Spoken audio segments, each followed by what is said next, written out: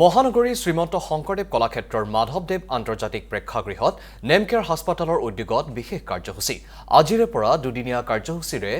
Burn care দিন উদযাপন জুয়ে পুৰা ৰোগীক লবলগা চিকিৎসা তথা সতৰ্কতাৰ ওপৰত বিশেষ প্ৰশিক্ষণ জুয়ে পুৰা ৰোগীৰ বাবে বৰ্তমান সময়ত উন্নত চিকিৎসা যে সম্ভৱ সেই কথা আলোচনা কৰা হয় এই অনুষ্ঠানত উপস্থিত থাকে নেমকেয়াৰ হাস্পাতালৰ পৰিচালন সঞ্চালক doctor Hitesh Baruah burn care ফাউণ্ডেশ্যনৰ সম্পাদক ডক্টৰ ভূপেন্দ্ৰ প্ৰসাদ শৰ্মাৰ লগতে বহু বিশিষ্ট ব্যক্তি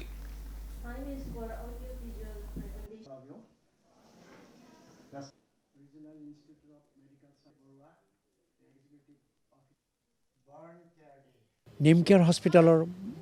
বাৰ্ণ কেয়াৰ ইউনিট আৰু বাৰ্ণ কেয়াৰ ফাউণ্ডেশ্যনে এই বাৰ্ণ কেয়াৰ ডে উদযাপন কৰে।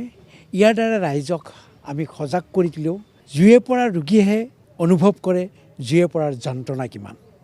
আৰু সেই কথাখিনিকে আমি অৱগত কৰাওঁ ৰাইজৰ মাজত সমগ্ৰ অসম তথা উত্তৰ পূৰ্বাঞ্চলৰ ৰাইজক আমি দেখুৱাই দিব খোজোঁ সকীয়াই দিব খোজোঁ যে জুয়ে পৰাৰ পৰা আপোনালোকে সাৱধানে থাকক আৰু জুয়ে পৰাৰ লগে লগে প্ৰথম ট্ৰিটমেণ্টটোৱে হৈছে পানী ঢালক আৰু ওচৰত থকা চিকিৎসালয়লৈ গৈ চিকিৎসা কৰক। আমি আজি বাৰ্ণ কেয়াৰ ডে আৰম্ভ কৰিছোঁ। প্ৰতি বছৰে 2015 চনৰ পৰা আমি ফেব্ৰুৱাৰী মাহত বাৰ্ণ কেয়াৰ ডে পাতোঁ। আচলতে ইয়াৰ দ্বাৰা আমি ৰাইজক সজাগ কৰিব বিচাৰিছোঁ যে জুয়ে পৰা ৰোগীৰ সমস্যাবোৰনো কি,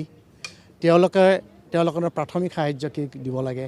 আৰু জুয়ে পৰা দুৰ্ঘটনা যে প্ৰতিৰোধ কৰিব পাৰি সেই বিষয়ে ক'বলৈ বিচাৰিছোঁ। তদুপৰি আমি এইটো কথা মন কৰিবলৈ কৈছোঁ যে জুয়ে পৰা দুৰ্ঘটনাৰ আজিকালি যথেষ্ট ভাল চিকিৎসা ওলাইছে আৰু আমাৰ বাৰ্ণ ইউনিটৰ যোগেদিও আমি এনেকুৱা ধৰণৰ চিকিৎসাবোৰ দিবলৈ সক্ষম হৈছোঁ, য'ত ৰোগীসকল অকল ঘাঁ শুকুৱাই নহয় তেওঁলোকে পুনৰ ঘূৰি গৈ সম্পূৰ্ণৰূপে নতুন জীৱন যাপন কৰিব পাৰে।